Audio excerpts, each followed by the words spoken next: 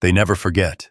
Not the gentle hand that feeds them, not the eyes that watch without fear. A quiet memory, etched deep within feather and instinct. You see it in the way a wild bird pauses, just long enough to recognize a familiar face. A flicker of acknowledgement in a world that demands constant vigilance. It's subtle, almost imperceptible. The twitch of a head, the soft flutter of wings hesitating midair. This is no random act. Beneath the surface, something ancient stirs. Birds hold grudges, yes, but they also carry gratitude. And what they remember about human kindness is something far more profound than survival alone.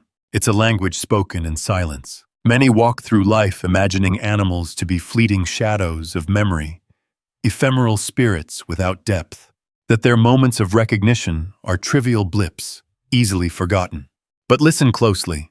There's a pattern unfolding here, slow, deliberate, and real. It begins with a gesture, a small offering of food, a patient stillness on a windy day. The bird's eyes narrow, scanning not for threat, but for intention. They look for a thread of consistency, for a reason to believe, because in the wild, trust is far more fragile than fear, and kindness is a rare currency, almost precious. The birds that remember kindness do so because it rewires their world. Habitual kindness rewires the very circuits of survival. It changes the meaning of a place. A garden becomes a sanctuary, a porch, a meeting ground, a stranger, a friend. There's a story in this way crows gather around a feeding spot. They don't come just for the food. They come for the memory of safety. Every time kindness repeats, it builds a bridge. It crosses the distance between two worlds, the human and the wild, and it never goes unnoticed. Science is beginning to catch up with what many have sensed. Certain birds possess memories that stretch back years, longer even than the span of many other animals.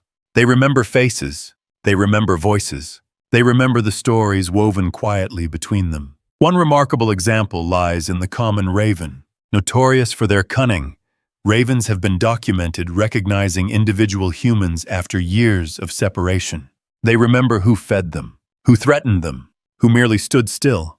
But beneath this practical memory lies a more haunting truth. These birds carry the echoes of human kindness with them, as if the faintest warmth, the slightest act of generosity, leaves an indelible imprint on their psyche. This imprint shapes their world. It teaches them to hope, to expect good in a place where so much is danger. If you watch closely, you'll see something even more extraordinary. Birds sometimes return with gifts, a shiny pebble, a feather, an offering in return. It's a quiet dialogue, not taught or forced, but something born out of acknowledgement. This exchange speaks to an intuition older than words, a contract unspoken but deeply felt. Kindness becomes a language of reciprocity, and memory, its carrier. To understand this is to glimpse a fragile truth about connection. It challenges assumptions about intelligence and emotion in the animal kingdom.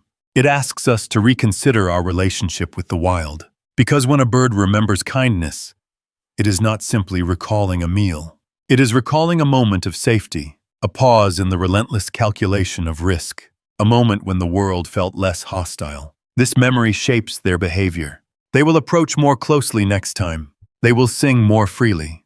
They will choose to stay rather than flee. And this choice is itself a form of courage, a quiet rebellion against the instinct to run. To the bird, kindness is a crack in the armor of survival, a signal that something different is possible, something beyond fear. But what happens when that kindness is broken? When a face once known becomes a face of threat, the memory shifts. What was warmth turns cold.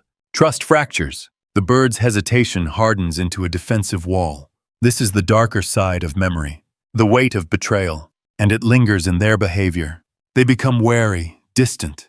Their eyes sharpen with suspicion, every movement carefully measured. The world, once a place of possibility, narrows. This fragility of memory reminds us how delicate the balance really is, between connection and isolation, between hope and fear, between recognition and forgetting.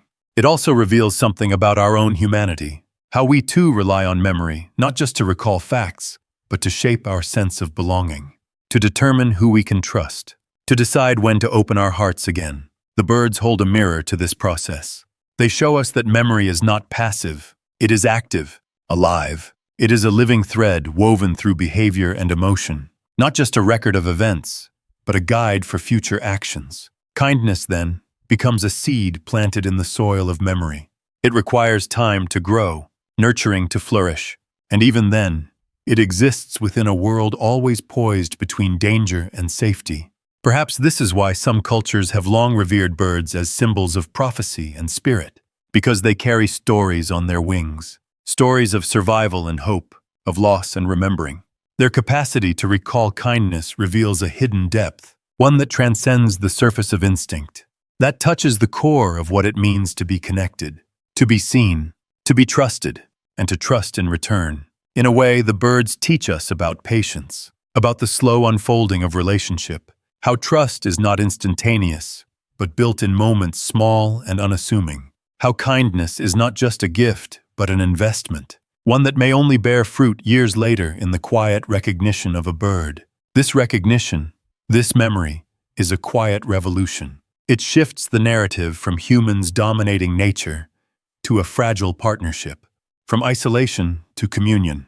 We often think of memories as fixed snapshots, but in the minds of birds, memories are living landscapes. They shift with every encounter, grow or fade with every gesture. Kindness is the light that helps them bloom. So next time you see a bird linger near your window, pause. Notice the moment. You might just be witnessing a memory in motion, a recognition of something deeper than words can reach, a fragile thread binding two very different lives. And in that moment, the bird is not just a creature of instinct, but a keeper of stories, a silent guardian of kindness remembered, a testament to the quiet power of connection. Because sometimes the smallest gestures echo the longest, and the wild remembers.